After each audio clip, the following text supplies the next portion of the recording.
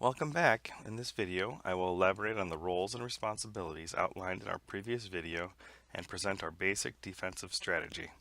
In order to be effective on defense, we must understand how our teammates will react as a unit when we are put under pressure. Not only will the team be expected to know the principles we discuss in this video, all players will be expected to use their voices to communicate their responsibilities with one another.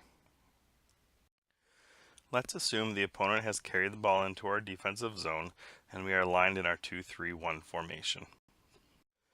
The center backs will primarily focus on keeping the ball out of the danger zone. Wingers will cover the outer lanes from midfield to the baseline. Midfielders cover the middle of the field and assist the center backs in the danger zone. The striker covers sideline to sideline in the midfield and should be ready to turn on offense. Very frequently in 7v7, the offense extends into the scoring zone and they leave the center backs and goalies in a disadvantage. In the current position, if the offense gets past one defender, they will have an easy scoring chance. In these situations, we need to create depth or levels in our positioning in order to buy time for the rest of the team to get back on defense. The center back on the ball side should attack the ball in order to stop the other team's progress. The other center back aligns themselves in between the ball and the goal in the danger zone. This center back is referred to as the sweeper.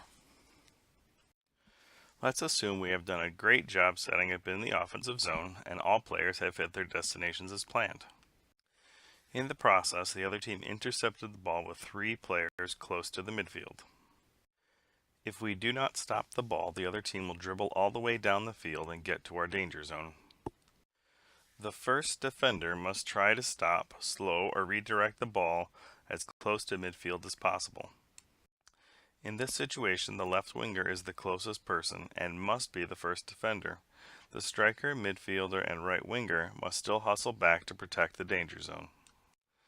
Once the entire team has recovered back on defense, the first defender can return to their regular position. In this scenario, all of our players have been left in the offensive zone and the other team has a 4 versus 3 advantage. Our first defender is going to be the right back. The left back is adding depth as sweeper.